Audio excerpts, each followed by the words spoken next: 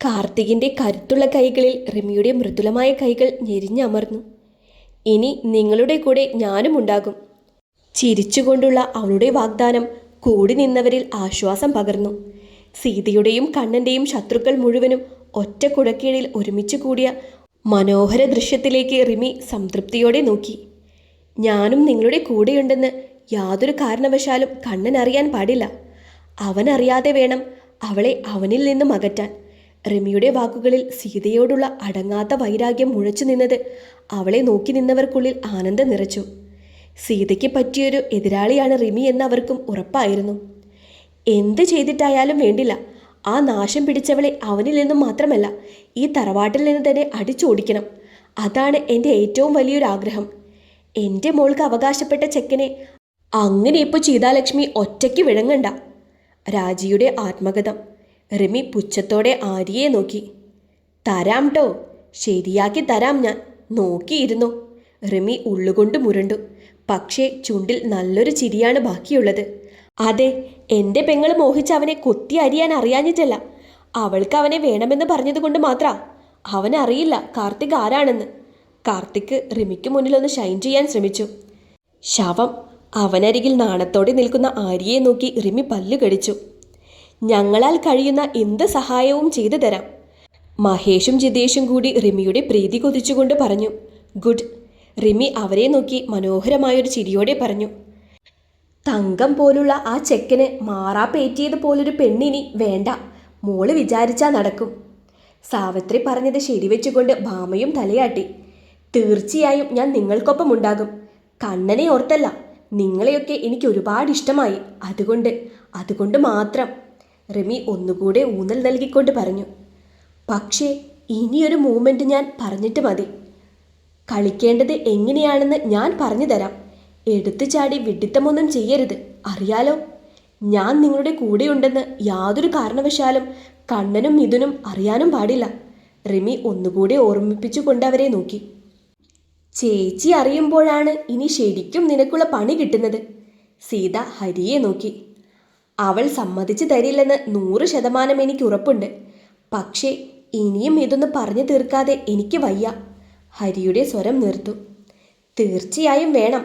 ആദ്യം കേൾക്കുമ്പോൾ അവൾ ഒരുപാട് എതിർത്തേക്കും. അത് പക്ഷേ നിന്നോടുള്ള ഇഷ്ടക്കേട് കൊണ്ടായിരിക്കില്ലടാ ഹരി. നിനക്കൊരു നല്ല ജീവിതം ഉണ്ടായി കാണാനുള്ള അവളുടെ നല്ല മനസ്സാവും. സീത പറയുന്നത് കേട്ടിട്ട് ഹരി ഒന്നും മിണ്ടാതെ അവളോടൊപ്പം നടന്നു. നേർത്തൊരു ചുവപ്പ് പടർന്നിരുന്നു അന്തരീക്ഷമാകെയും. തൊട്ടും തലോടിയും കടന്നു പോകുന്ന കാറ്റിന് ചന്ദനത്തിൻ്റെയും നിവേദ്യത്തിൻ്റെയും ഊഷ്മളമായ ഗന്ധമാണുള്ളത്. അമ്പലത്തിൽ നിന്നും ഇറങ്ങി ഇടവഴിയിലേക്ക് എത്തിയിരുന്നു രണ്ടാളും.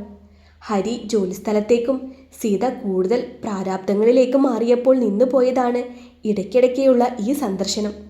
മുന്നേ വരുമ്പോൾ പാർവതിയും അർജുനും കൂടി ഉണ്ടാകുമായിരുന്നു. അതൊരു പാവമാണ് ഹരി. അന്നും ഇന്നും സ്വന്തം കാര്യത്തിൽ പോലും തീരുമാനം പറയാൻ ഇപ്പോഴും ധൈര്യമില്ല. സുനിൽ മാമ ആ ഗിരീഷിനെയും കൊണ്ട് അവൾക്കുള്ള കെണിയുമായി വരുമ്പോൾ 18 വയസ്സാവുന്നതേ ഉണ്ടായിരുന്നുള്ളൂ എൻ്റെ ചേച്ചിക്ക്.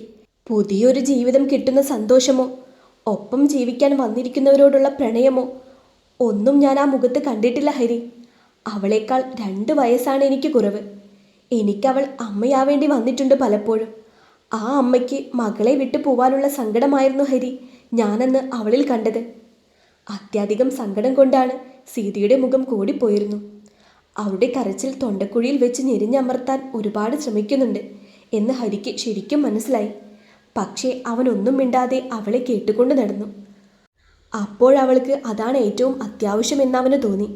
വല്ലപ്പോഴും മാത്രമേ സീത അവളുടെ സങ്കടങ്ങളുടെ ഭാണ്ഡക്കെട്ട് അഴിക്കാൻ മെനക്കെടാറുള്ളൂ. ആശ്വാസമെന്ന വെറും വാക്കുകളുടെ പ്രഹസനം നടത്തി അത് ഇല്ലാതാക്കാൻ ഹരിയൊട്ടും ആഗ്രഹിച്ചിരുന്നില്ല.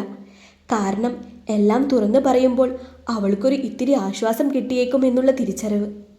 ഗിരീഷിനെ ആദ്യം കണ്ടപ്പോൾ തന്നെ എനിക്കൊരു വശപ്പശക ഫീൽ ചെയ്തിരുന്നു. അവൻ്റെ അവലക്ഷണം പിടിച്ചൊരു നോട്ടത്തിൽ ചൂളി ചുരുങ്ങി നിൽക്കേണ്ടി വന്നത് എനിക്കിന്നും നല്ലതുപോലെ ഓർമ്മയുണ്ട് ഹരി. അത് ഞാനന്ന് എന്നോട് ചേർന്ന് കിടന്നപ്പോൾ അവളോട് പറഞ്ഞതുമാണ്. പക്ഷേ അന്ന് അവൾ പറഞ്ഞു, നമുക്ക് നല്ലതൊന്നും മോഹിക്കാനുള്ള അർഹതയില്ല മോളെ. കിട്ടുന്നത് മഹാഭാഗ്യമെന്ന് കരുതി തൃപ്തിപ്പെടാനാണ് യോഗം. നീ ഇതൊന്നും ആരോടും പറയണ്ട. നമ്മളോടുള്ള വെറുപ്പ് ഒന്നുകൂടി കൂടുമെന്നല്ലാതെ മറ്റൊരു മാറ്റവും ഉണ്ടാവില്ല. മാമ എന്തായാലും ഈ കല്യാണം നടത്തുന്നു. ആ ഓർമ്മകളിൽ അപ്പോഴും സീതയുടെ കണ്ണുകൾ നിറഞ്ഞു. അന്ന് അവൾ പറഞ്ഞതിൽ ഏറെയും എനിക്ക് മനസ്സിലായില്ല ഹരി. പക്ഷേ ഒന്നുറപ്പായിരുന്നു, എൻ്റെ പാവം ചേച്ചിക്കും ആ കല്യാണത്തിന് മനസ്സില്ല എന്നത്. പക്ഷേ 16 വയസ്സുള്ള എൻ്റെ പൊട്ടത്തരമല്ലായിരുന്നു ഗിരീഷിനെ കുറിച്ചുള്ള വിലയിരുത്തൽ എന്നത് കാലം തെളിയിച്ചു. എന്തുകൊണ്ടോ ഹരിക്കും കണ്ണുകൾ നീറി. സങ്കടം പറയാൻ ആളില്ലാത്തവർക്കും സങ്കടങ്ങളില്ല എന്നർത്ഥമില്ല ഹരി. ചെന്നു പറയാൻ അവർക്കൊരു ആളില്ലാത്തത് കൊണ്ട് അവരത് ഉള്ളിലിട്ട് സ്വയം സഹിക്കാൻ ശ്രമിക്കുന്നു എന്ന് മാത്രം. ഇടയ്ക്കിടെ വന്നു പോകുമ്പോൾ അന്നെന്നോട് ചേച്ചി പറഞ്ഞിരുന്നു, എനിക്ക് നിന്നെപ്പോലെ ആയാൽ മതിയായിരുന്നു മോളേന്ന്. നിറഞ്ഞ കണ്ണുകളോടെ സീത ചിരിച്ചുകൊണ്ട് ഹരിയെ നോക്കി. ആ ഭാവം അവനെയും ശ്വാസം മുട്ടിക്കുന്നുണ്ട്. കരഞ്ഞു കലങ്ങിയ കണ്ണോടെ ഇടയ്ക്കിടെ വന്നു പോകുന്നവൾ ഒരുപാട് അനുഭവിക്കുന്നുണ്ട് എന്ന് എനിക്ക് ഉറപ്പായിരുന്നു. പക്ഷേ അവളൊന്നും പരാതി പറഞ്ഞ് കേട്ടിട്ടില്ല. ചോദിച്ചാലും എനിക്കവിടെ സുഖമാണ് സീത എന്നൊരു ഉത്തരം മാത്രം പറയും.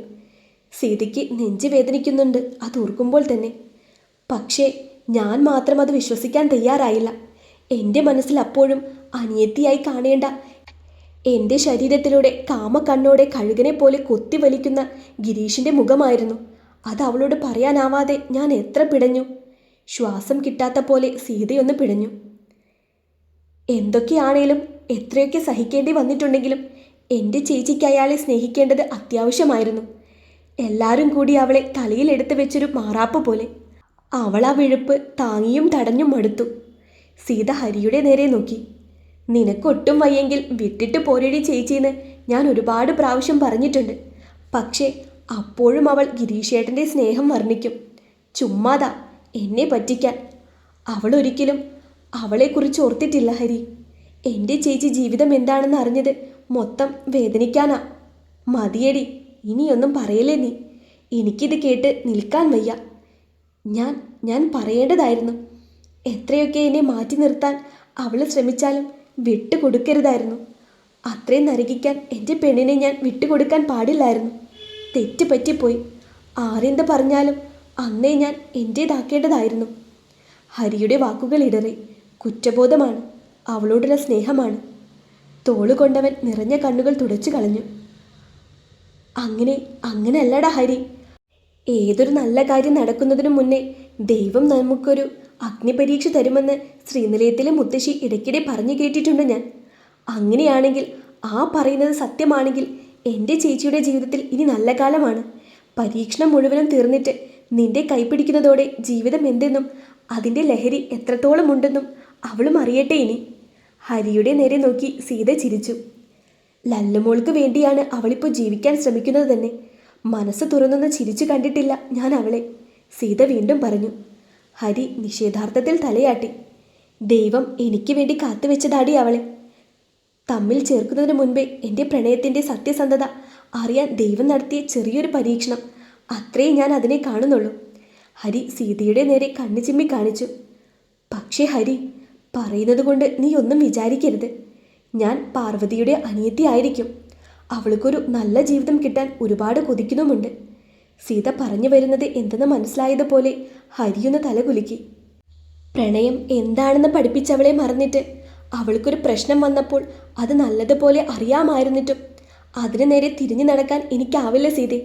ഒരിക്കൽ കൈവിട്ടു പോയതോർത്ത് അവളുടെ ഓർമ്മയിൽ ഞാൻ എത്ര പിടഞ്ഞിട്ടുണ്ടെന്ന് നിന്നോട് വാക്കുകൾ കൊണ്ട് വർണ്ണിച്ചു തരാൻ എനിക്കാവില്ല. അത്രയും ആഴത്തിൽ എന്നിൽ പതിഞ്ഞു പോയവളെ തഴഞ്ഞിട്ട് എനിക്ക് കിട്ടുന്ന സൗഭാഗ്യങ്ങളൊന്നും തന്നെ എന്നെ മോഹിപ്പിക്കുന്നില്ല. ഹരിയുടെ ദൃഢമായ വാക്കുകൾ ഒരു കുളിർത്തന്നൽ പോലെ സീതയെ തഴുകി തലോടി. വല്ലാത്തൊരു സന്തോഷം അവളെ പൊതിഞ്ഞു. നിനക്കൊരു നല്ല ജീവിതം ഉണ്ടായി കാണാൻ കൊതിക്കുന്ന കൂട്ടുകാരി കൂടിയല്ലേ ഹരി ഞാൻ. പറയുമ്പോൾ എല്ലാം പറയണമല്ലോ. സ്നേഹിച്ചോ ഇല്ലയോ എന്നതല്ല, ഒരാണിൻ്റെ കൂടെ 1 വർഷത്തോളം ജീവിച്ചവളാണ് എൻ്റെ ചേച്ചി. ഇന്നൊരു 4 വയസ്സുകാരിയുടെ അമ്മയാണ്. സീത വീണ്ടും ഹരിയെ നോക്കി. ഞാൻ സ്നേഹിച്ചത് പാർവതിയെയാണ്, അവളുടെ ശരീരത്തെയല്ല. അതിലെല്ലാം ഉണ്ടായിരുന്നു അവൻ്റെ മനസ്സും പ്രണയവും എല്ലാം.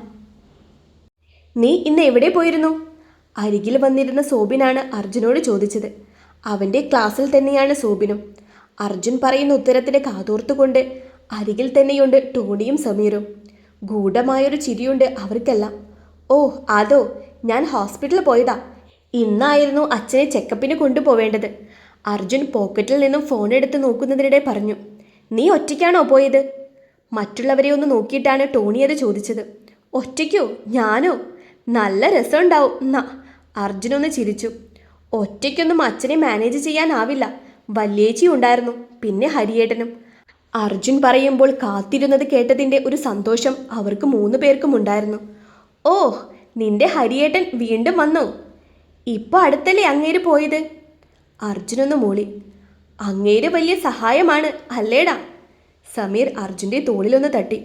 പിന്നെ പറയാനുണ്ടോ? അർജുൻ ചിരിച്ചു. അവൻ്റെ കണ്ണുകൾ അപ്പോഴും ഫോണിലാണ്. പുതിയ ഫോൺ ആണോടാ? സോബിൻ അർജുൻ്റെ കയ്യിൽ നിന്നും ഫോൺ പിടിച്ചു വാങ്ങിയിട്ട് തിരിച്ചു മറിച്ചു നോക്കി. അതെ, ഹരിയേട്ടൻ വന്നപ്പോൾ കൊണ്ടുവന്നതാ. ചിരിച്ചുകൊണ്ട് അർജുൻ പറഞ്ഞപ്പോൾ 3 ആളും ഒന്ന് പരസ്പരം നോക്കി. ഓ, നീ ചെയ്തു കൊടുക്കുന്ന സഹായത്തിന് അങ്ങേര് നിനക്കൊരു ഐഫോൺ തന്നെ മേടിച്ചു തരേണ്ടതാ. ടോണി കണ്ണുരുക്കി ചിരിച്ചുകൊണ്ട് പറയുമ്പോൾ സോബിനും സമീറും ഊറി ചിരിച്ചുകൊണ്ട് തലയാട്ടി. അർജുൻ്റെ നെറ്റി ചുളിഞ്ഞു. സഹായമോ? ഞാനോ?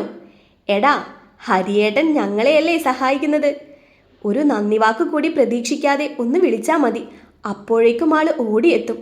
അർജുൻ പറഞ്ഞത് കേട്ടിട്ടും 3ഉം ചിരിച്ചുകൊണ്ട് തലയാട്ടി. നന്ദിയൊക്കെ അങ്ങേര് വേണ്ട പോലെ കൈപ്പറ്റുന്നുണ്ടാകും മോനെ, നീ അറിയാഞ്ഞിട്ടാ. ഒരാക്കിയ ചിരിയോടെ ടോണിയത് പറഞ്ഞതും അർജുൻ്റെ ചിരി മാഞ്ഞു. നീ എന്താ പറഞ്ഞു വരുന്നത്?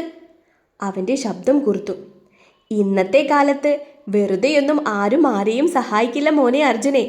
അങ്ങേര് നിന്റെ വല്യേച്ചിയും സീതേച്ചിയും ഒരുപാട് സഹായിച്ച് ഒടുവിൽ താങ്ങി നടക്കാൻ പറ്റാത്ത തരത്തിൽ ആക്കാതിരുന്ന നീ രക്ഷപ്പെട്ടു. സമീറിൻ്റെ വാക്കുകൾ അർജുൻ്റെ ചങ്കിലാണ് തറച്ചത്.